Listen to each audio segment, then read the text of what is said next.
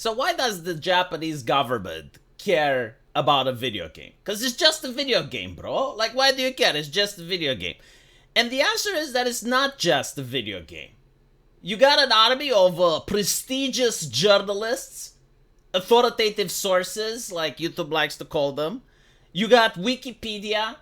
You got an army of mentally deficient folk on Twitter and other forums.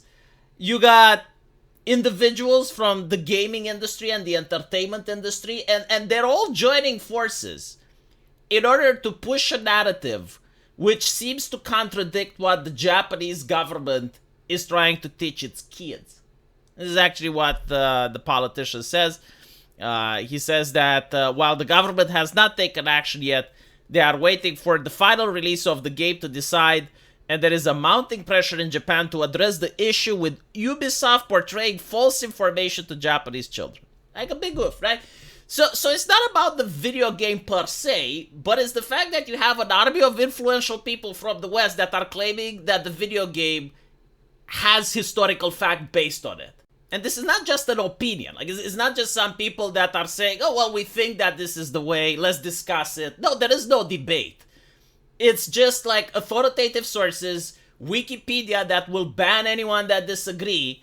And apparently they're using a book that's written in the West by an author by the name of Loxley, who has modified Wikipedia in the past in order to sell his book. You know, I do respect the grift. I mean, the man came with an interesting story.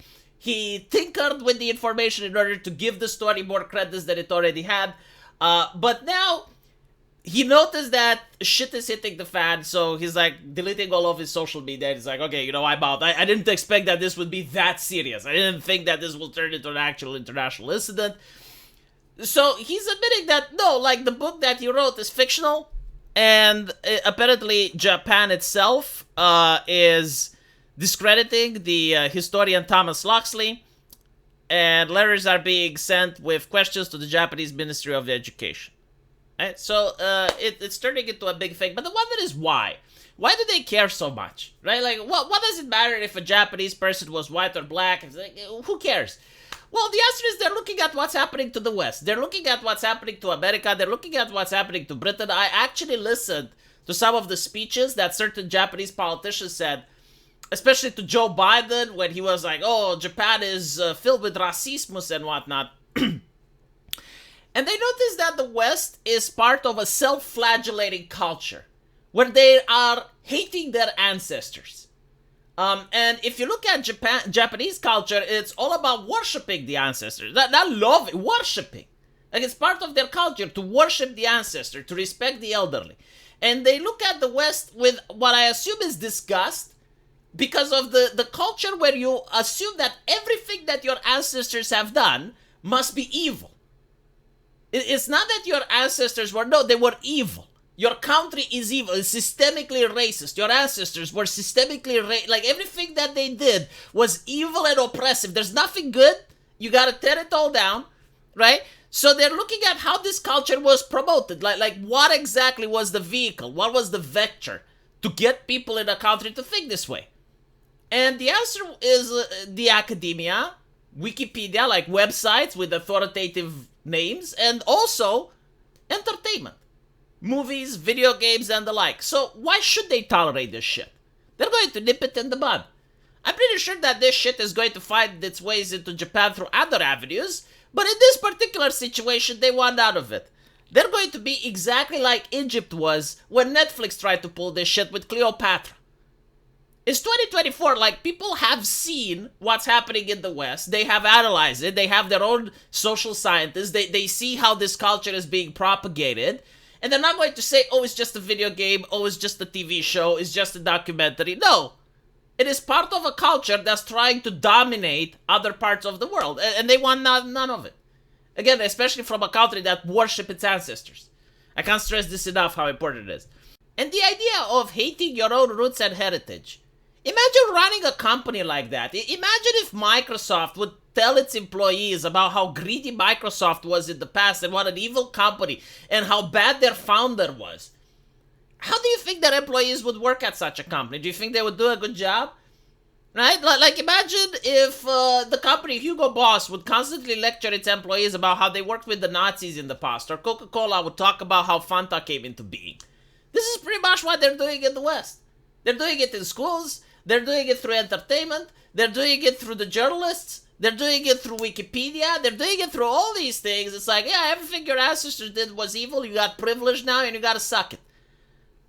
And this doesn't happen in a vacuum. Like, other countries do see why it's happening, how it's happening, and the effects. Like, is the world better now than it used to be 10 years ago before this shit? Is the lifestyle of people improving in any way, shape, or form? Outside of the activists and the politicians? No. Does it make the world a freer place? No, you got more hate speech laws, more censorship online, you got all sorts of authoritarian legislation that, again, do not raise the quality of life of people, but just protects politicians from criticism. So why would they want that there? Now, again, it's just a video game, sure, but it's like the first of many. Like, if this video game is successful, there's no guarantee that they won't make like 5 or 10 others with the same fucking message. Because, like, at the end of the day, this is the thing, right? It's the message. And it's the same reason why Egypt, as I mentioned before, they acted with Cleopatra from Netflix. They're not going to tolerate that shit. Because, yeah, that shit is part of an ideology, and they actually talked about it. It's like African Americans, emphasis on Americans, believe that the original Egyptians were black and the current Egyptians have taken over that place. So they need to be removed in order to bring back the African Americans from taking over Egypt. Right? Like, why would the Egyptian government entertain this nonsense or even allow it to propagate in their country? No, I think, like, if I'm not mistaken, they even banned the documentary from Egypt. Right? So this is how sane nations protect their identity and their heritage. China does the same, except like China, it's a lot more difficult to penetrate because they will not allow you to sell their garbage over there unless you hire Chinese censors in order to dictate what's allowed. So like it's going to be censored on the spot. You're not going to see this bullshit with China. They're not going to cast a black aristocrat within China. The Chinese government is just not going to allow it, which is why you're not seeing it, by the way. Which is why you don't see a lot of diversity in Western games that take place in China. Or even that try to remotely reference China. Like, for instance, in Total Warhammer 3. Right? They have, like, this faction which is inspired by the Chinese culture. And the reason why I find it very interesting is that all the other factions are fucked up in some way or another. Right? Like, all the other factions, they got some sort of flaw. Like the dwarves, they're very stubborn, they hold to grudges, right? It's the Warhammer universe. The elves, they're incredibly arrogant. The Bretonians, they're very oppressive. The orcs are a caricature. But then you have like the Chinese faction. I forgot why they call it the dragon something something, and it's perfect. It's just like perfect. It's like it's not grimdark. It's like perfect. It's high fantasy thing. Like you want to be there. It's cool. It's wise, it's benevolent, it doesn't oppress anyone, and it's like, okay. And you can see it's out of place. Why? Because China has censors.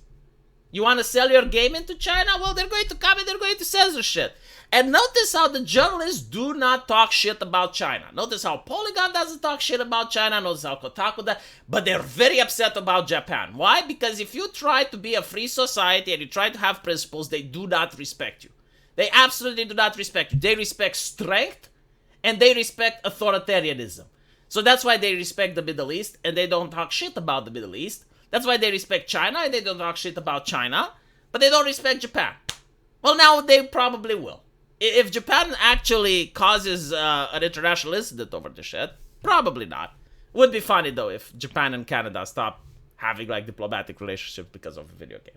But if they start punishing them, if they start hitting their pockets in one way or another through boycotts or through disavowal, through taking away their prestige, they're going to stop fucking with Japan.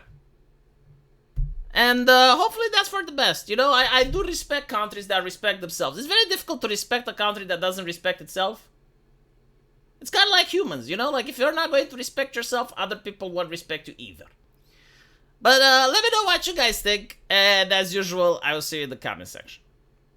Take care.